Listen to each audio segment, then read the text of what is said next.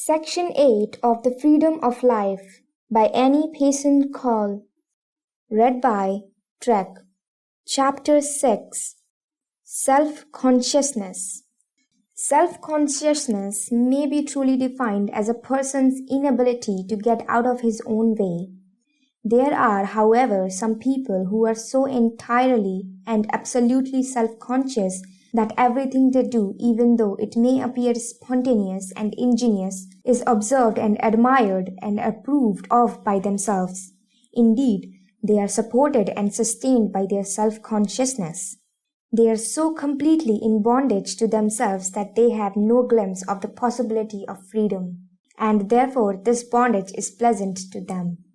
With these people we have at present nothing to do. It is only those who have begun to realize their bondage as such, or who suffer from it, that can take any steps toward freedom. The self-satisfied slaves must stay in prison until they see where they are, and it is curious and sad to see them rejoicing in bondage and miscalling it freedom. It makes one long to see them struck by an emergency, bringing a flash of inner light, which is often the beginning of an entire change of state. Sometimes the enlightenment comes through one kind of circumstance, sometimes through another, but if the glimpse of clearer sight it brings is taken advantage of, it will be followed by a time of groping in the dark, and always by more or less suffering. When, however, we know that we are in the dark, there is no hope of our coming to the light, and suffering is nothing whatever after it is over and has brought its good results. If we were to take away the prop of self-approval entirely and immediately from any one of the habitually self-satisfied people, the probable result would be an entire nervous collapse, or even a painful form of insanity. And in all changes of state from bondage to freedom, the process is and must be exceedingly slow. No one ever strengthened his character with a wrench of impatience, although we are often given the opportunity for a firm and immediate use of the will which leaves lasting strength behind it. For the main growth of our lives, however, we must be steadily patient, content to aim in the true direction day by day, hour by hour, minute by minute. If we fall, we must pick ourselves up and go right on, not stop to be discouraged for one instant after we have recognized our state as a temptation. Whatever the stone may be that we have tripped over, we have learned that it is there, and while we may trip over the same stone many times, if we learn our lesson each time, it decreases the possible number of stumbles and smooths our paths more than we know. There is no exception to the necessity for this patient, steady plodding in the work required to gain our freedom from self-consciousness. It is when we are aware of our bondage that our opportunity to gain our freedom from it really begins. This bondage brings very real suffering, and we may often, without exaggeration, call it torture. It is sometimes even extreme torture, but may have to be endured for a lifetime unless the sufferer has the clear light by which to find his freedom. And unfortunately, many who might have the light will not use it because they are unwilling to recognize the selfishness that is at the root of their trouble. Some women like to call it shyness because the name sounds well and seems to exonerate them from any responsibility with regard to their defect. Men will rarely speak of their self-consciousness, but when they do, they are apt to speak of it with more or less indignation and self-pity, as if they were in the clutches of something extraneous to themselves, and over which they can never gain control. If when a man is complaining of self-consciousness and of its interference with his work in life, you tell him in all kindness that all his suffering has its root in downright selfishness, he will in most cases appear not to hear, or he will beg the question, and having avoided acknowledging the truth, will continue to complain and ask for help, and perhaps wonder whether hypnotism may not help him, or some other form of cure. Anything rather than look the truth in the face and do the work in himself, which is the only possible road to lasting freedom. Self-pity and what may be called spiritual laziness is at the root of most of the self-torment in the world. How ridiculous it would seem if a man tried to produce an electric burner according to laws of his own devising and then sat down and pitied himself because the light would not burn, instead of searching about until he had found the true laws of electricity whose application would make the light shine successfully. How ridiculous it would seem if a man tried to make water run uphill without providing that it should do so by reaching its own level, and then got indignant because he did not succeed and wondered if there were not some cure by means of which his object might be accomplished. And yet it is no more strange for a man to disobey habitually the laws of character, and then to suffer from his disobedience and wonder why he suffers. There is an external necessity for obeying social laws which must be respected or society would go to pieces. And there is just as great internal necessity for obeying spiritual laws to gain our proper self-control and power for use. But we do not recognize that necessity because, while disregarding the laws of character, we can still live without the appearance of doing harm to the community. Social laws can be respected in the letter, but not in the spirit, whereas spiritual laws must be accepted by the individual heart and practiced by the individual will in order to produce any results whatever. Each one of us must do the required work in himself. There is no cure, no help from outside which can bring one to a lasting freedom. If self-consciousness makes us blush, the more we are troubled, the more it increases, until the blushing may become so unbearable that we are tempted to keep away from people altogether. And thus life, so far as human fellowship goes, would become more and more limited. But when such a limitation is allowed to remain within us, and we make no effort of our own to find its root and to exterminate it, it warps us through and through. If self-consciousness excites us to talk, and we talk on and on to no end, simply allowing the selfish suffering to goad us, the habit weakens our brains so that in time they lose the power of a strong consecutive thought and helpful brevity. If self-consciousness causes us to wriggle and strain and stammer, and we do not recognize the root of the trouble and shun it, and learn to yield and quietly relax our nerves and muscles, of course the strain becomes worse. Then rather than suffer from it any longer, we keep away from people just as the blushing man is tempted to do. In that case, the strain is still in us, in the back of our brains, so to speak, because we have not faced and overcome it. Stage fright is an intense form of self-consciousness, but the man who is incapable of stage fright lacks the sensitive temperament required to achieve great power as an artist. The man who overcomes stage fright by getting out of his own way and by letting the character he is playing or the music he is interpreting work through him as a clear, unselfish channel, receives new power for his work in the proportion that he shuns his own interfering selfishness. But it is with the self-consciousness of everyday life that we have especially to do now, and with the practical wisdom necessary to gain freedom from all its various discomforts, and even more than that, to gain the new power for useful service which would come from the possession of that freedom. The remedy is to be found in obedience to the law of unselfishness carried out into the field of nervous suffering. Whatever one may think, however one may try to dodge the truth by this excuse, or that the condition to be fulfilled in order to gain freedom from self-consciousness are absolutely within the individual who suffers.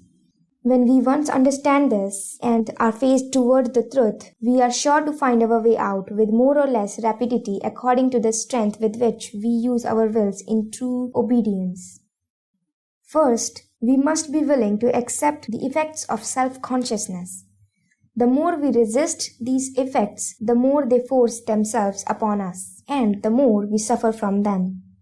We must be willing to blush, be willing to realize that we have talked too much and perhaps made ourselves ridiculous. We must be willing to feel the discomforts of self-consciousness in whatever form they may appear.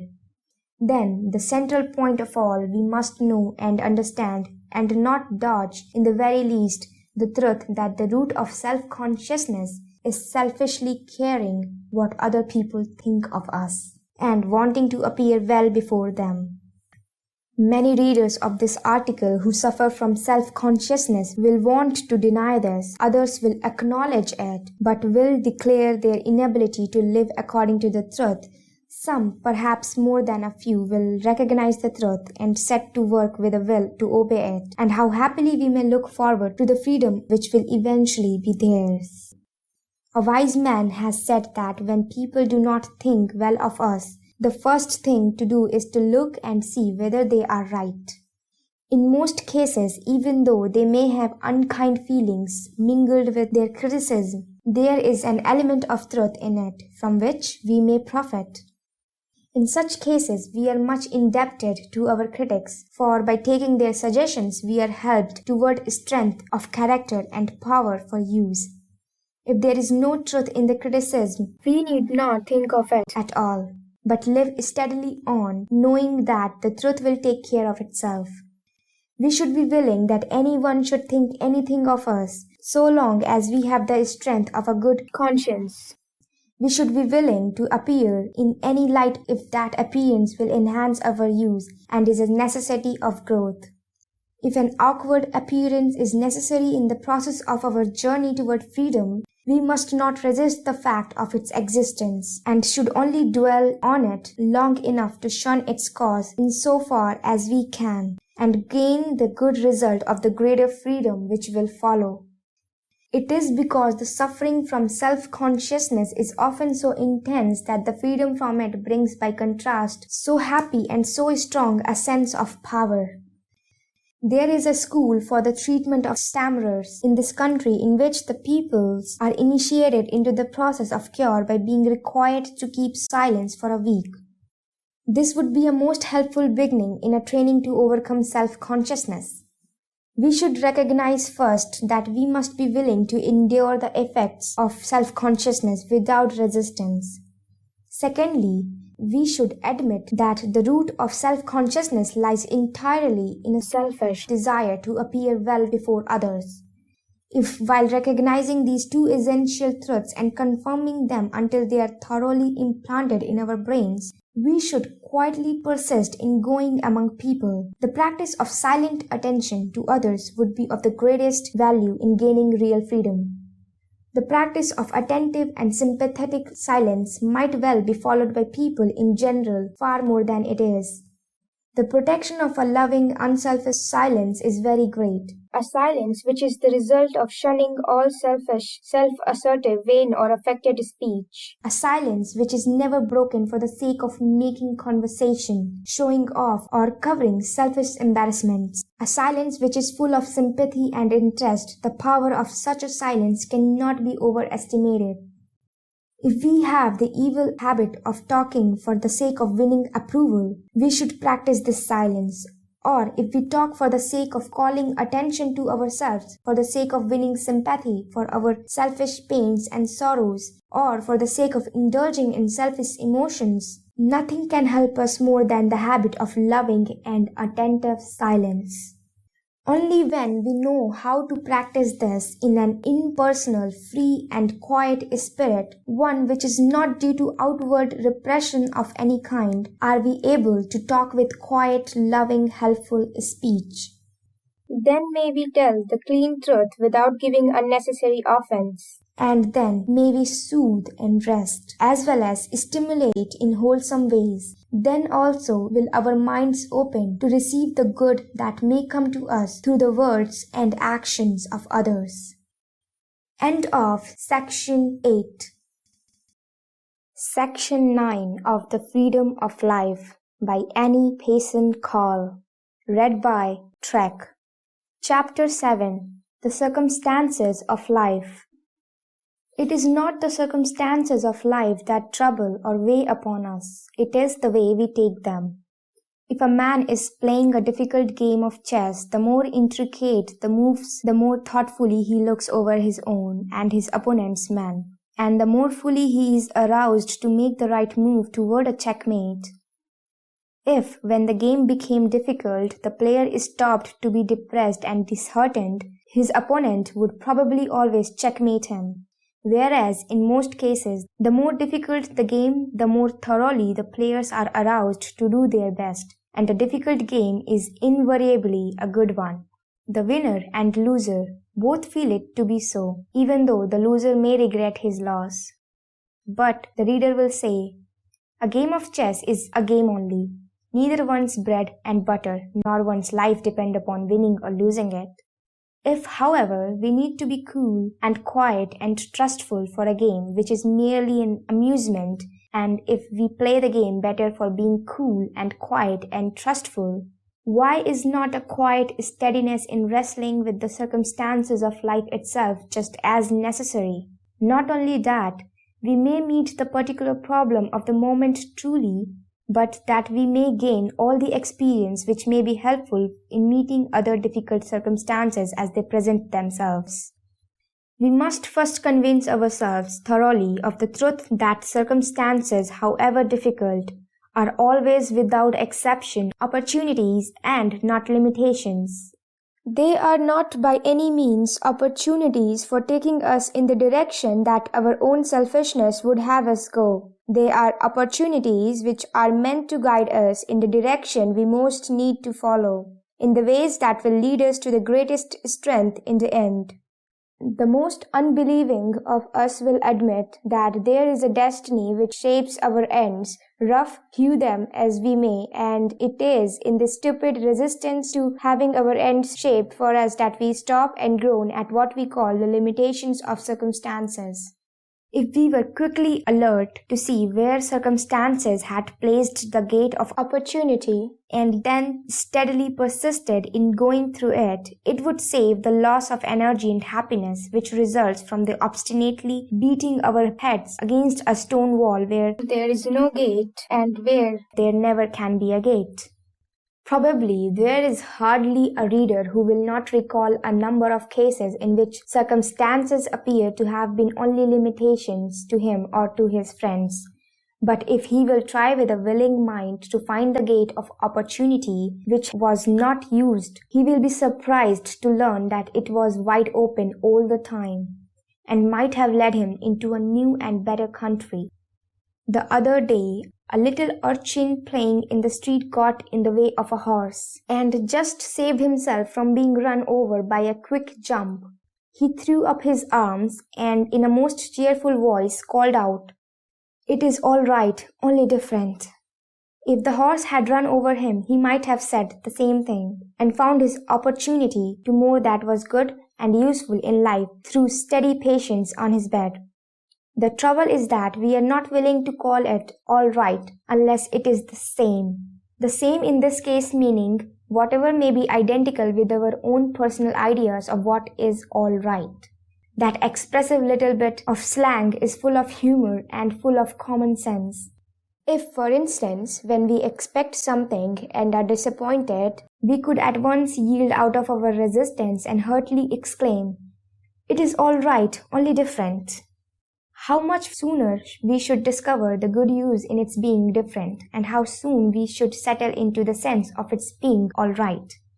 When a circumstance that has seemed to us all wrong can be made through our quiet way of meeting it to appear all right, only different, it very soon leads to a wholesome content in the new state of affairs, or to a change of circumstances to which we can more readily and happily adjust ourselves.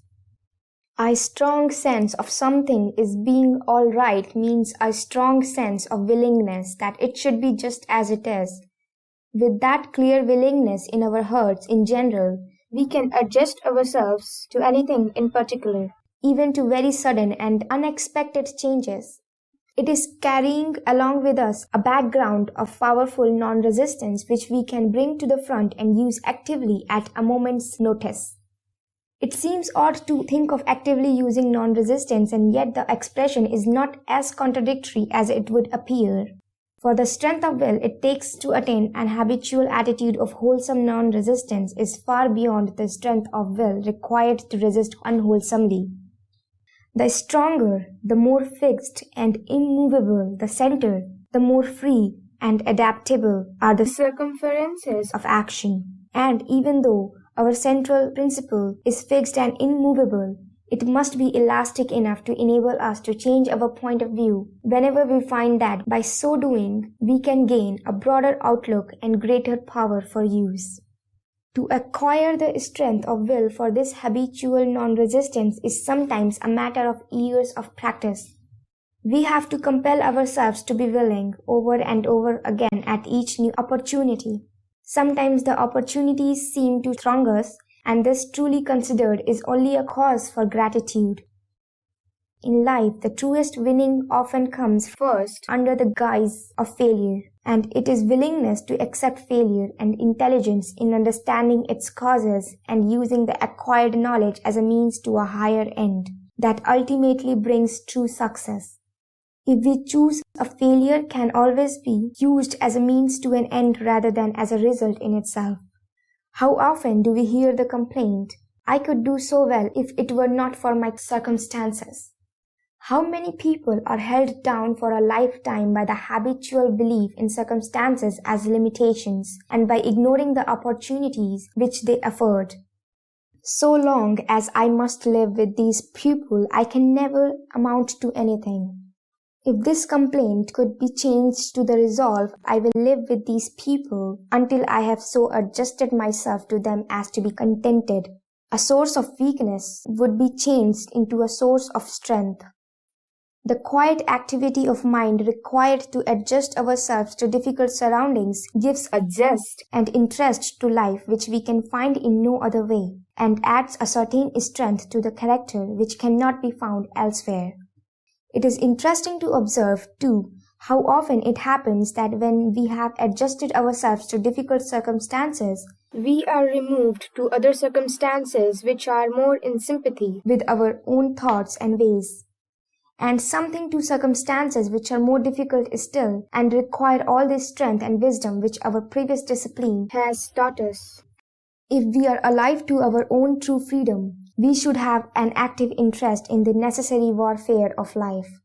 For life is a warfare not of persons but of principles, and every man who loves his freedom loves to be in the midst of the battle. Our tendencies to selfish discontent are constantly warring against our love of usefulness and service. And he who wishes to enjoy the full activity of freedom must learn to fight and to destroy the tendencies within himself which stand in the way of his own obedience to law.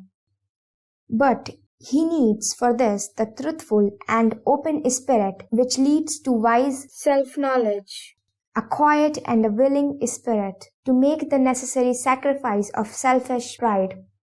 His quiet earnestness will give him the strength to carry out what his clear vision will reveal to him in the light of truth. He will keep his head lifted up above his enemies round about him, so that he may steadily watch and clearly see how best to act. After periods of hard fighting, the intervals of rest will be full of refreshment and will always bring new strength for further activity. If in the battle with difficult circumstances we are thrown down, we must pick ourselves up with quick decision and not waste a moment in complaint or discouragement. We should emphasize to ourselves the necessity for picking ourselves up immediately and going directly on over and over again, both for our own benefit and the benefit of those whom we have the privilege of helping. In the Japanese training of jiu-jitsu, the idea seems to be to drop all subjective resistance and to continue to drop it until, through the calmness and clearness of sight that comes from quiet nerves and a free mind, the wrestler can see where to make the fatal stroke. When the right time has arrived, the only effort which is necessary is quick, sharp, and conclusive. This wonderful principle is often misused for selfish ends, and in such cases it leads eventually to bondage because by the successful satisfaction of selfish motives, it strengthens the hold of our selfishness upon us. But when used in an unselfish spirit, it is an ever-increasing source of strength. In the case of difficult circumstances, if we cease to resist, if we accept the facts of life, if we are willing to be poor or ill, or disappointed, or to live with people we do not like, we gain a quietness of nerve and a freedom of mind which clears off the mists around us, so that our eyes may see and recognize the gate of opportunity open before us. It is the law of concentration and relaxation. If we concentrate on being willing, on relaxing until we have dropped every bit of resistance to the circumstances about us, that brings us to a quiet and well-balanced point of view, whence we can see clearly how to take firm and decided action. From such action, the reaction is only renewed strength, never painful and contracting weakness. If we could give up all our selfish desires and resistances, circumstances, however difficult, would have no power whatever to trouble us. To reach such absolute willingness is a long journey, but there is a straight path leading nearer and nearer to the happy freedom which is our goal. Self-pity is one of the states that interferes most effectually with making the right use of circumstances. To pity one's self is destruction to all possible freedom. If the reader finds himself in the throes of this weakness and is helped through these words to recognize the fact, let him hasten to shun it as he would shun poison, for it is progressively weakening to soul and body. It will take only slight difficulties of any kind to overthrow us if we are overcome by this temptation. Imagine a man in the planet Mars wanting to try his fortunes on another planet and an angel appearing to him with permission to transfer him to the earth. But the angel says, "Of course, you can have no idea of what the life is upon the new planet unless you are placed in the midst of various circumstances which are more or less common to its inhabitants." "Certainly," the Martian answers. "I recognize that, and I want to have my experience on this new planet as complete as possible. Therefore, the more characteristic and difficult my circumstances are, the better." Then imagine the interest that man would have, from the moment he was placed on the earth, in working his way through and observing his experience as he worked. His interest would be alive, vivid and strong, and from the beginning until he found himself with earthly experience completed, ready to return to his friend in Mars.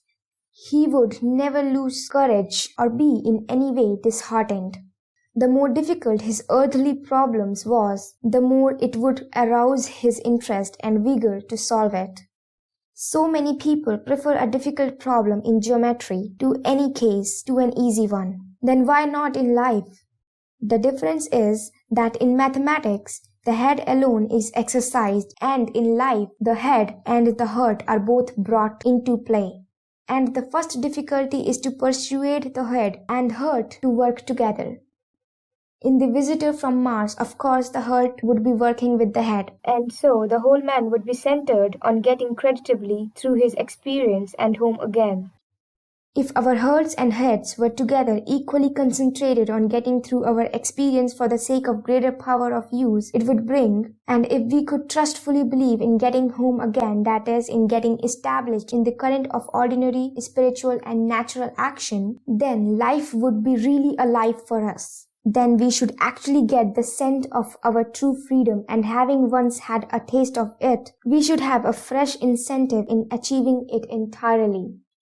There is one important thing to remember in an effort to be free from the bondage of circumstances, which will save us from much unnecessary suffering. This has to do with the painful associations which arise from circumstances which are past and over. A woman, for example, suffered for a year from nervous exhaustion in her head, which was brought on, among other things, by over-excitement in private theatricals. She apparently recovered her health, and because she was fond of acting, her first activities were turned in that direction. She accepted a part in a play, but as soon as she began to study, all her old head symptoms returned, and she was thoroughly frightened, thinking that she might never be able to use her head again. Upon being convinced, however, that all her discomfort came from her own imagination through the painful associations connected with the study of her part, she returned to her work, resolved to ignore them, and the consequence was that the symptoms rapidly disappeared. Not uncommonly, we hear that a person of our acquaintance cannot go to some particular place because of the painful events which occurred there. If the sufferer could only be persuaded that when such associations are once bravely faced, it takes a very short time for the painful effects to disappear entirely, much unnecessary and prolonged discomfort would be saved.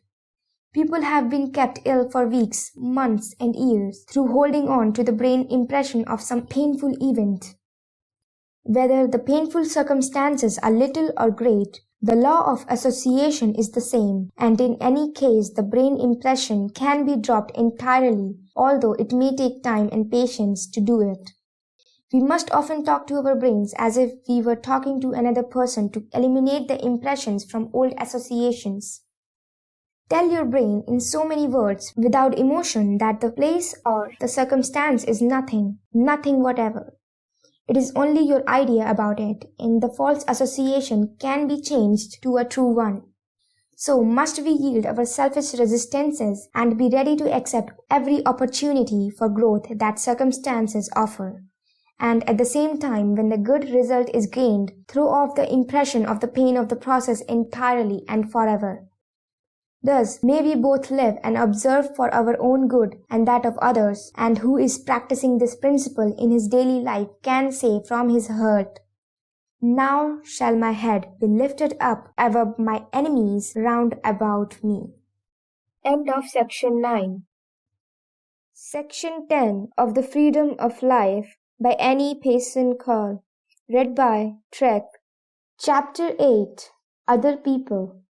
However disagreeable other people may be, however unjust they may be, however true it may be that the wrong is all on their side and not at all on ours, whatever we may suffer at their hands, we can only remedy the difficulty by looking first solely to ourselves and our own conduct, and not until we are entirely free from resentment or resistance of any kind, and not until we are quiet in our own minds with regard to those who may be oppressing or annoying us, should we make any effort to set them right. This philosophy is sound and absolutely practical. It never fails. Any apparent failure will be due to our own delinquency in applying it. And if the reader will think of this truth carefully until he feels able to accept it, he will see what true freedom there is in it, although it may be a long time before he is fully able to carry it out. How can I remain in any slightest bondage to another when I feel sure that, however wrong he may be, the true cause of my discomfort and oppression is in myself? I am in bondage to myself, and it is to myself that I must look to gain my freedom. If a friend is rude and unkind to me, and I resent the rudeness and resist the unkindness, it is the resentment and resistance that cause me to suffer. I am not suffering for my friend. I am suffering for myself. And I can only gain my freedom by shunning the resentment and resistance as sin against all that is good and true in friendship. When I am free from these things in myself, then as far as I am concerned, I am perfectly and entirely willing that my friend should be rude or unjust. Then only am I free from him. It is impossible that he should oppress me, if I am willing that he should be unjust or unkind, and the freedom that comes from such strong and willing non-resistance is like the fresh air upon a mountain. Such freedom brings with it also a new understanding of one's friend and a new ability to serve him. Unless we live a life of seclusion, most of us have more than one friend, or acquaintance or enemy with whom we are brought into constant or occasional contact and by whom we are made to suffer, not to mention the frequent irritations that may come from people we see only once in our lives. Imagine the joy of being free from all this irritability and oppression. Imagine the saving of nervous energy which would accompany such freedom. Imagine the possibility of use to others which would be its most helpful result. If we once catch even the least glimpse of this quiet freedom, we shall not mind if it takes some time to accomplish so desirable a result, and the process of achieving it is deeply interesting. The difficulty at first is to believe that, so far as we are concerned, the cause of the trouble is entirely within ourselves. The temptation is to think, how can I help resenting behavior like that? Such selfishness and lack of consideration would be resented by anyone. So anyone might resent it, but that is no reason why we should. We are not to make other people's standard our own unless we see that their standards are higher than ours. Only then should we change, not to win the favor of the other people, but because we have recognized the superior value of their standards and are glad to put away what is inferior for what is better. Therefore, we can never excuse ourselves for resentment or resistance because other people resent or resist. There can be no possible excuse for resistance to the behavior of others, and it is safe to say that we must never pit our wills against the wills of other people. If we want to do right and the other man wants us to do wrong, we must pass by his will, pass under it or over it, but never on any account resist it. There has been more loss of energy, more harm done through this futile engagement of true personal wills that can ever be computed, and the freedom consequent upon refusing such contact is great in proportion. Obedience to this law of not pitying our wills against the wills of other people leads to new freedom in all sorts of ways. In connection with little, everyday questions as to whether a thing is one color or another, as well as in the great and serious problems of life.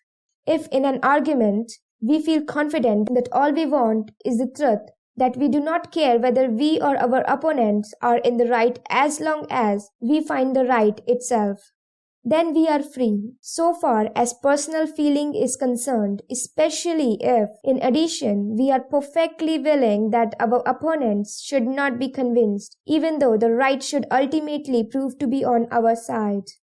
With regard to learning how always to look first to ourselves, first we must become conscious of our own resentment and resistance. Then we must acknowledge it heartily and fully, and then we must go to work firmly and steadily to refuse to harbor it. We must relax out of the tension of our resistance with both soul and body. For of course, the resistance contracts the nerves of our bodies, and if we relax from the contraction in our bodies, it helps us to gain freedom from resistance in our hearts and minds. The same resistance to the same person or the same ideas may return in different forms many times over, but all we have to do is to persist in dropping it as often as it returns, even if it be thousands of times. No one need be afraid of losing all backbone and becoming a mush of concessions through the process of dropping useless resistance, for the strength of will required to free ourselves from the habit of pitying one's own will against that of another is much greater than the strength we use when we indulge the habit. The two kinds of strengths can no more be compared than the power of natural law can be compared to the lawless efforts of human waywardness. For the will that is pitted against the will of another degenerates into obstinacy and weakens the character, whereas the will that is used truly to refuse useless resistance increases steadily in strength and develops power and beauty of character. Again, the man who insists upon pitying his will against that of another is constantly blinded as to the true qualities of his opponent. He sees neither his virtues nor his vices clearly, whereas he who declines the merely personal contest becomes constantly clarified in his views and so helped toward a loving charity for his opponent, whatever his faults or difficulties may be, and to an understanding and love of the good in him which does not identify him with his faults. When we resent and resist and are personally willful, there is a great big beam in our eye which we cannot see through or under or over. But as we gain our freedom from all such resistance, the beam is removed and we are permitted to see things as they really are, and with a truer sense of proportion, our power of use increases.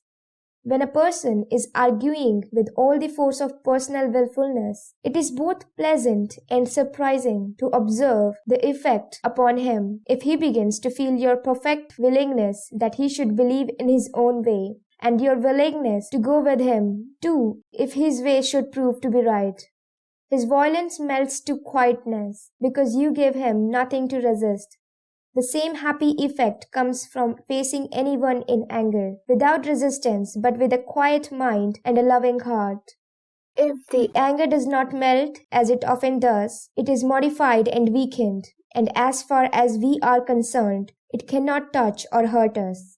We must remember always that it is not the repression or concealment of resentment and resistance and forbearing to express them that can free us from bondage to others. It is overcoming any trace of resentment or resistance within our own hearts and minds.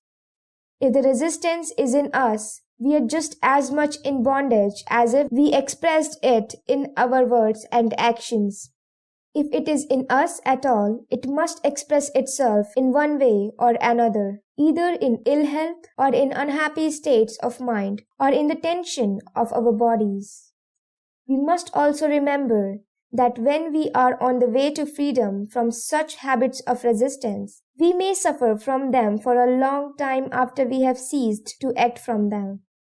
When we are turning steadily away from them, the uncomfortable effects of past resistance may linger for a long while before every vestige of them disappears. It is like the peeling after scarlet fever. The dead skin stays on until the new, tender skin is strong underneath, and after we think we have peeled entirely, we discover new places with which we must be patient. So, with the old habits of resistance, we must, although turning away from them firmly, be steadily patient while waiting for the pain from them to disappear. It must take time if the work is to be done thoroughly, but the freedom to be gained is well worth waiting for. One of the most prevalent forms of bondage is carrying too much in the wrong way what people think of us. If a man criticizes me, I must first look to see whether he is right. He may be partly right and not entirely, but whatever truth there is in his criticism, I want to know it in order that I may see the fault clearly myself and remedy it. If his criticism is ill-natured, it is not necessarily any the less true, and I must not let the truth be obscured by his ill nature. All that I have to do with the ill nature is to be sorry on my friend's account and help him out of it if he is willing. And there is nothing that is so likely to make him willing as my recognizing the justice of what he says and acting upon it, while at the same time I neither resent nor resist his ill nature. If the man is both ill-natured and unjust, if there is no touch of what is true in his criticism, then all I have to do is to cease resenting it. I should be perfectly willing that he should think anything he pleases, while I, so far as I can see, go on and do what is right. The trouble is that we care more to appear right than to be right. This undue regard for appearances is very deep-seated, for it comes from long habit and inheritance. But we must recognize it and acknowledge it in ourselves in order to take the true path toward freedom. So long as we are working for appearances, we are not working for realities. When we love to be right first, then we will regard appearances only enough to protect what is good and true from needless misunderstanding and disrespect. Sometimes we cannot even do that without sacrificing the truth to appearances, and in such cases we must be true to realities first and know that appearances must harmonize with them in the end.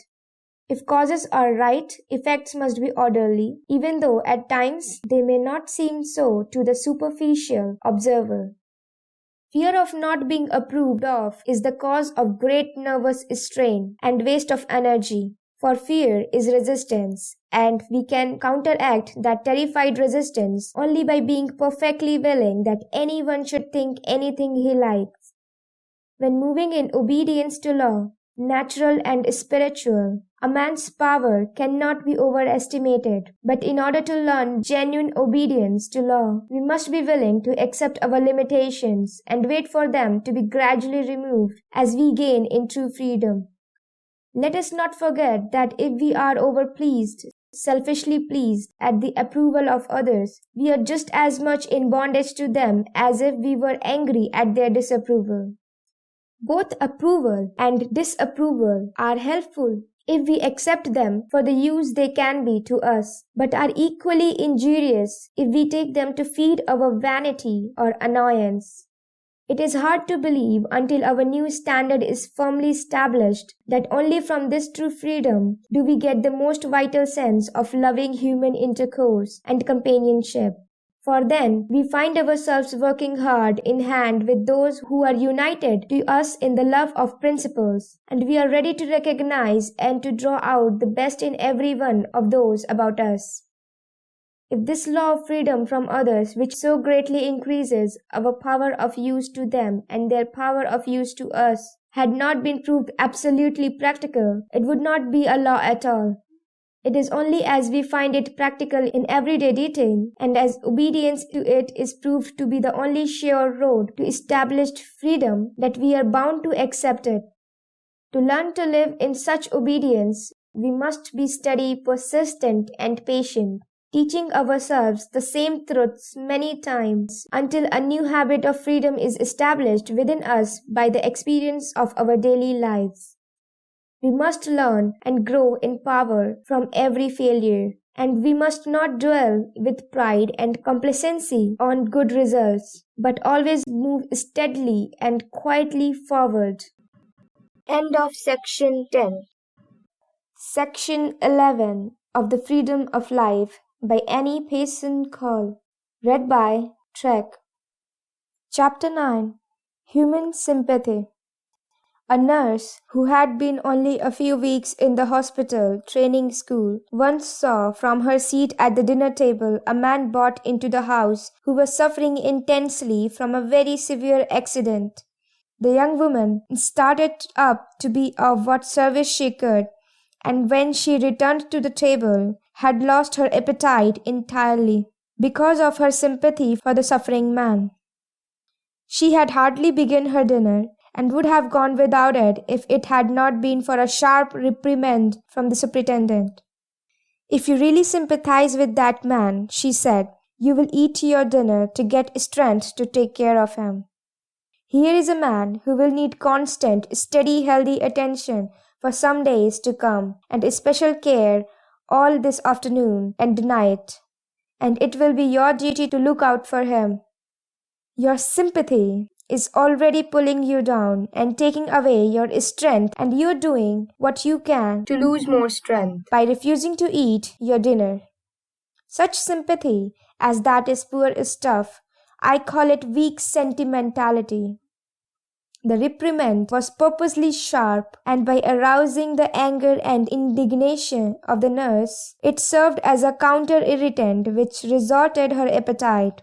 After her anger had subsided, she thanked the superintendent with all her heart, and from that day she began to learn the difference between true and false sympathy. It took her some time, however, to get thoroughly established in the habit of healthy sympathy. The tendency of unwholesome sympathy was part of her natural inheritance, along with many other evil tendencies which frequently have to be overcome before a person with a very sensitive nervous system can find his own true strength. But as she watched the useless suffering which resulted in all cases in which people allowed themselves to be weakened by the pain of others, she learned to understand more and more intelligently the practice of wholesome sympathy, and worked until it had become her second nature. Especially did she do this after having proved many times by practical experience the strength which comes through the power of wholesome sympathy to those in pain.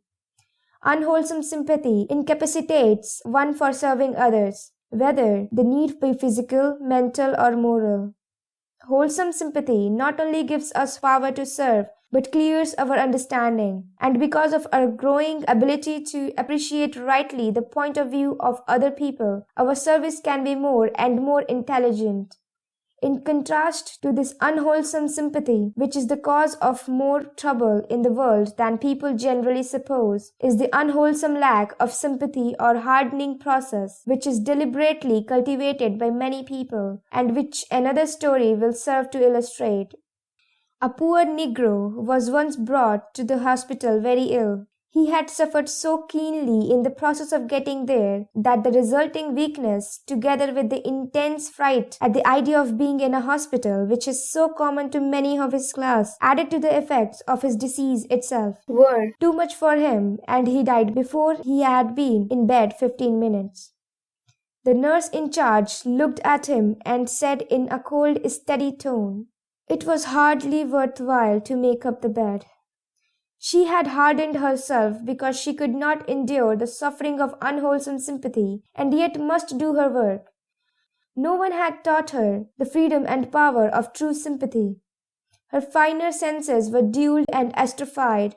She did not know the difference between one human soul and another. She only knew that this was a case of typhoid fever, that a case of pneumonia, and another a case of delirium tremens. They were all one to her, so far as the human beings went. She knew the diagnosis and the care of the physical disease, and that was all. She did the material work very well, but she must have brought torture to the sensitive mind in many a poor sick body. Another form of false sympathy is what may be called professional sympathy. Some people never find that out but admire and get comfort from the professional sympathy of a doctor or a nurse or any other person whose profession it is to care for those who are suffering. It takes a keen perception or a quick emergency to bring out the false ring of professional sympathy. But the hardening process that goes on in the professional sympathizer is even greater than in the case of those who do not put on a sympathetic veneer. It seems as if there must be a great tension in the more delicate parts of the nervous system in people who have hardened themselves with or without the veneer, akin to what there would be in the muscles if a man went about his work with both fists tightly clenched all day and slept with them clenched all night. If that tension of hard indifference could be raised and relaxed, the result would probably be a nervous collapse before true wholesome habits could be established. But unfortunately, it often becomes so rigid that a healthy relaxation is out of the question. Professional sympathy is of the same quality as the selfish sympathy which we see constantly about us in men or women who sympathize because the emotion attracts admiration and wins the favor of others. When people sympathize in their selfishness instead of sympathizing in their efforts to get free, the force of selfishness is increased and the world is kept down to a lower standard by just so much. A thief, for instance, fails in a well-planned attempt to get a large sum of money and confides his attempt and failure to a brother thief who expresses admiration for the sneaking keenness of the plan and hearty sympathy in the regret for his failure. The first thief immediately pronounces the second thief a good fellow. But at the same time, if either of those apparently friendly thieves could get more money by cheating the other the next day, he would not hesitate to do so. To be truly sympathetic, we should be able so to identify ourselves with the interests of others that we can have a thorough appreciation of their point of view and can understand their lives clearly as they appear to themselves. But this we can never do if we are immersed in the fog, either of their personal selfishness or our own. By understanding others clearly, we can talk in ways that are and seem to them rational and gradually lead them to a higher standard. If a woman is in the depths of despair because a dress does not fit, I should not help her by telling her the truth about her character and lecturing her upon her folly in wasting grief upon trifles, when there are so many serious troubles in the world. From her point of view, the fact that her dress does not fit is a grief. But if I keep quiet and let her see that I understand her disappointment and at the same time hold my own standard, she will be led much more easily and more truly to see for herself the smallness of her attitude. First, perhaps, she will be proud that she had learned not to worry about such a little thing as a new dress. And if so, I must remember her point of view and be willing that she should be proud. Then perhaps she will come to wonder how she ever could have wasted anxiety on a dress or a hat, and later she may perhaps forget that she ever did. It is like leading a child. We give loving sympathy to a child when it breaks its doll, although we know there is nothing real to grieve about. There is something for the child to grieve about, something very real to her, but we can only sympathize helpfully with her point of view by keeping ourselves clearly in the light of our own more mature point of view. From the top of a mountain, you can see into the valley round about. Your horizon is very broad and you can distinguish the details that it encompasses. But from the valley, you cannot see the top of the mountain, and your horizon is limited. This illustrates truly the breadth and power of wholesome human sympathy. With a real love for human nature, if a man has a clear, high standard of his own, a standard which he does not attribute to his own intelligence, his understanding of the lower standards of other men will also be very clear, and he will take all sorts and conditions of men into reason within the horizon of his mind. Not only that, but he will recognize the fact when the standard of another man is higher than his own, and will be ready to assent at once when he becomes aware of a higher point of view. On the other hand, when selfishness is sympathizing with selfishness, there is no assent possible, but only the one little low place limited by the personal selfish interests of those concerned. Nobody else's trouble seems worth considering to those who are immersed in their own, or in their selfish sympathy with a friend whom they have chosen to champion. This is especially felt among conventional people when something happens which disturbs their external habits and standards of life. Sympathy is at once thrown out on the side of conventionality without any rational inquiry as to the real rights of the case. Selfish respectability is most unwholesome in its unhealthy sympathy with selfish respectability. The wholesome sympathy of living human hearts sympathizes first with what is wholesome, especially in those who suffer, whether it be wholesomeness of soul or body, and true sympathy often knows and recognizes that wholesomeness better than the sufferer himself. Only in a secondary way and as a means to a higher end does it sympathize with the painful circumstances or conditions. By keeping our sympathies steadily fixed on the health of a brother or friend when he is immersed in and overcome by his own pain, we may show him the way out of his pain more truly and more quickly. By keeping our sympathies fixed on the health of a friend's soul, we may lead him out of selfishness which otherwise might gradually destroy him. In both cases, our loving care should be truly felt, and felt as real understanding of the pain of grief suffered in the steps by the way, with an intelligent sense of their true relation to the best interests of the sufferer himself. Such wholesome sympathy is alert in all its perceptions to appreciate different points of view, and take care to speak only in language which is intelligible and therefore useful. It is full of loving patience, and never forces or persuades, but waits and watches to give help at the right time and in the right place. It is more often helpful with the silence than with words. It stimulates one to imagine what friendship might be if it were alive and wholesome to the very core. For in such friendship as this, a true friend to one man has the capacity of being a true friend to all men, and one who has thoroughly wholesome sympathy for one human being will have it for all. His general attitude must always be the same, modified only by the relative distance which comes from variety in temperaments. In order to sympathize with the best possibilities in others, our own standards must be high and clear, and we must be steadily true to them.